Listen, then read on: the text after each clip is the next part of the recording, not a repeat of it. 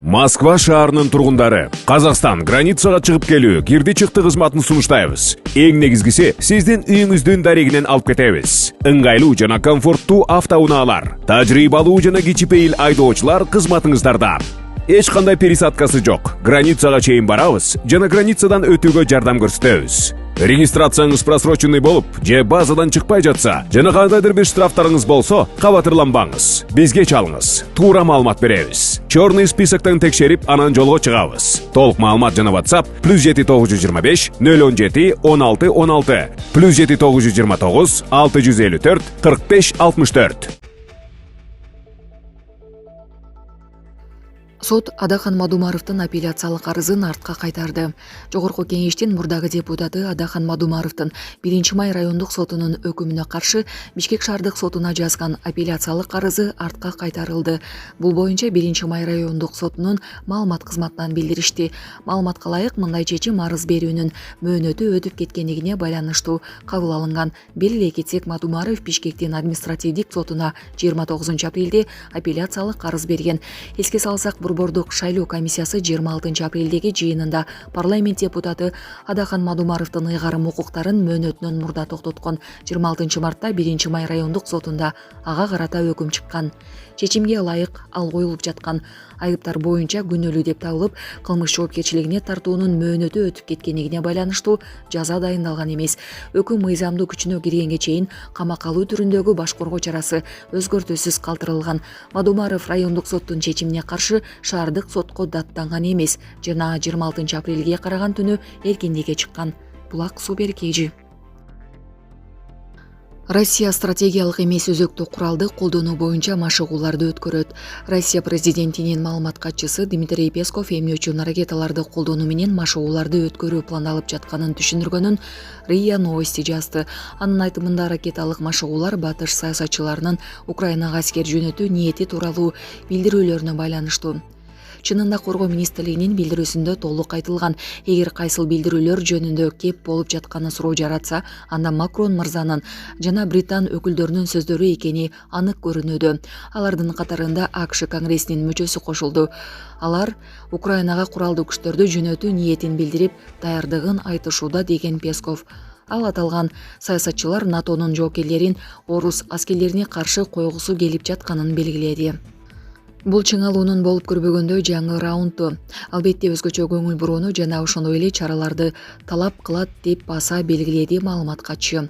Бүгүн куралдуу күчтөрдүн башкы штабы президент Владимир Путиндин тапшырмасы боюнча машыгууларды өткөрүүгө даярдыктар башталганын өлкөнүн коргоо министрлиги билдирген. Ал көчүрмөн тапшырмаларды аткарууда. Стратегиялык эмес өзөктүк күчтөрдүн даярдыгын жогорулатуу максатында авиацияны, деңиз күчтөрүн таратуу менен түштүк аскер округунун ракеталык түзүмдөрү менен болору белгиленген. Өткөн аптада европалык саясатчылар Украинадагы жаңжал боюнча кескин билдирүүлөрдү жасашкан. Маселен, Франциянын президенти Эммануэль Макрон эгер Россия фронт линиясын бузуп, ал эми Киевден тийиштүү өтүнүч болсо, Украинага аскерлерди жөнөтүү ыктымалдуулугун айткан. АКШ Конгрессинин өкүлдөр палатасындагы демократиялык ашчылыктын лидери Хаким Жефрис да Украинадагы жаңжалга америкалык жоокерлердин катышуусун четке каккан жок. Анын айтымында, Украинанын куралдуу күчтөрү жеңилсе, мындай сценарий болушу мүмкүн. Саясатчы Вашингтон Киевдин кыйрашына жол бере албайт деп баса белгиледи. Мындан тышкары, Британиянын тышкы иштер министри Дэвид Кэмерон Украина Лондон тарабынан жеткирилген курал-жарак менен Россиянын аймагында сокку урууга укуктуу деген пикирин айткан. Кремль батыш саясатчылардын Украинадагы жаңжалга төз кийлигишүү ыктымалдыгы тууралуу билдирүүлөрүн өтө кооптуу тенденция деп атады. Булак Спутник KG. Конгрессте АКШ аскерин Украинага кандай жагдайда киргизери айтылды. Украина жеңилүүгө дуушар боло турган болсо, АКШ жаңжалга аскери менен келигишүүгө аргасыз болот. Бул тууралуу Америкалык Конгресстин өкүлдөр палатасынын демократиялык азчылыгынын лидери Хаким Жефрис CBS News телеканалына маек куруп жатып айтканын РИА Новости кабарлады. Украинанын жеңилүүсүнө жол бербей албайбыз. Эгер болбой баратса, Америка акчасы менен эле эмес, аскери менен жаңжалга аралашууга мажбур болот, деди ал. Саясатчынын айтымында, АКШнын Республикалык партиясында Украинаны колдоодон баш тартып, ошондой эле эмнегедир Россия АКШнын душманы эмес деп эсептеген фракция күчтөнүүдө. Жефрейс мындай позициянын көрүнүктүү тарапкери республикачы Марджори Тейлор Грин экенин белгиледи. Белгилей кетсек, буга чейин Франция президенти Эммануэль Макрон The Economist менен маектешип жатып, эгер Россия фронттун линиясынан өтүп, Киевден өтүнүч түшсө, Украинага аскер жөнөтүү мүмкүнчүлүгү тууралуу билдирген. Анын сөзү боюнча, бул маселеди Парижди эптен көп мамлекети колдоду. Кийинчерээк Кремль Макрондун айткандары көңүл сыртында калбай турганын кабарлаган. Москва Украина боюнча Парижде өтөт турган иш-чарага катышкан мамлекеттердин басымдуу бөлүгү мындай кадамдын кесепетин жакшы түшүнөрүн, бул алардын кызыкчылыгына карама-каршы келерин айткан. Эскерте кетсек, РФ президенти Владимир Путин Дмитрий Киселевке берген маегинде Макрондун антироссиялык сөзүнө комментарий берип жатып, Украинага европалык контингенттин киргизилиши согуш таласында эч нерсени өзгөртө албай турганын, мындан Киев гана жабыркаганын эскерткен.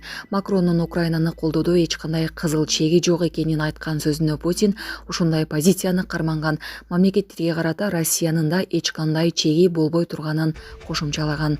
Булак Спутник Эйжи. Садыр Жапаров Ошто өнүктүрүү планы менен таанышты. Президент Садыр Жапаров Ош облусунун жана Ош шаарын өнүктүрүү пландары менен таанышты. Бул тууралуу өлкө башчынын маалымат кызматы билдирди. Мамлекет жетекчилигине Ош облусуна болгон жумушчу сапарынын алкагында өткөн кеңешмеде аймакты таза суу менен камсыздоо, жол инфраструктурасын жакшыртуу, социалдык объектилерди коруу жана реконструкциялоо, көп патирлүү ипотекалык үйлөрдү тургузуу, ошондой эле өндүрүштүк ишканаларды ишке киргизүү боюнча долбоорлордун ишке ашырылышы тууралуу маалымат берилди. Муну менен катар президент Кара Суу районундагы Туратали базарын мамлекеттин менчигине кайтаруу боюнча аткарылган иштер тууралуу да кабар алды.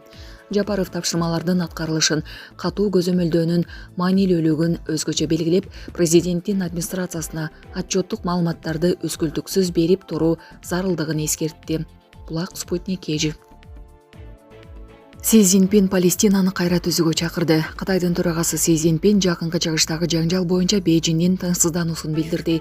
Анын пикиринде, анын көз карандысыз Палестина мамлекетин түзүү менен четсе болот. Бул тууралуу чет элдик басылмалар жазышууда. Палестина-Израиль чатагы бизди тынчсыздандырган маселе. Негизги чечим көз карандысыз Палестина мамлекетин түзүү деген Си Цзиньпин.